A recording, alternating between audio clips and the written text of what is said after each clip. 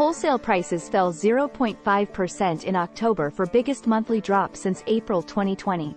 Wholesale prices in October posted their biggest decline in 3.5 years, providing another indication that the worst of the inflation surge may have passed.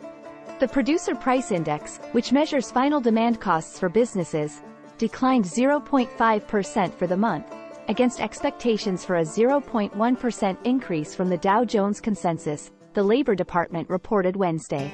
The department said that was the biggest monthly decline since April 2020. On a yearly basis, headline PPI posted a 1.3% increase, down from 2.2% in September. Excluding food and energy, core PPI was unchanged, also below the forecast for a 0.3% increase. Excluding food, energy and trade services, the index increased 0.1%. The report comes a day after the Labor Department said the Consumer Price Index, which measures prices for goods and services at the consumer level, was unchanged in October from the previous month. That set off an aggressive rally on Wall Street, where sentiment is rising that the Federal Reserve is done raising interest rates and could in fact start cutting in the first half of 2024. However, consumers in October displayed some sensitivity to prices. The Commerce Department's advance retail sales report for the month showed a decline of 0.1%, according to a number that is adjusted for seasonal factors but not inflation. Wall Street had been looking for a drop of 0.2%. Excluding autos, sales rose 0.1%, compared with expectations for an unchanged number. Price declines came primarily from the goods side, as the index slid 1.4%, according to the PPI report. Final demand services prices were unchanged. A spike in goods prices caused by outsized demand for big-ticket items in the early days of the COVID pandemic helped fuel the inflation surge. Some 80% of the drop in goods prices came from a 15.3% tumble in gasoline prices, the Labor Department said.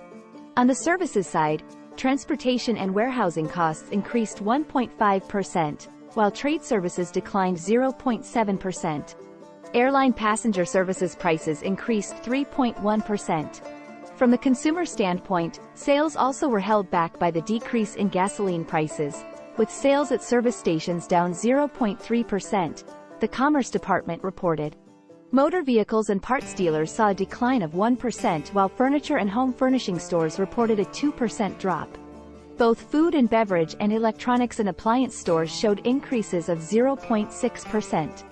The control group of retail sales that the Commerce Department uses to compute gross domestic product showed a 0.2% gain. Sales overall increased 2.5% from a year ago. Stocks were positive following the report, while Treasury yields also were higher. In other economic news, the Empire State Manufacturing Survey, which gauges conditions in the New York area, posted an unexpected increase of 14 points to 9.1, better than the estimate for a 3 reading. The number represents the percentage of companies seeing expansion against contraction, so any positive number indicates growth. The report, from the New York Federal Reserve, showed gains in inventories and shipments, while the indexes for employment, prices and unfilled orders fell,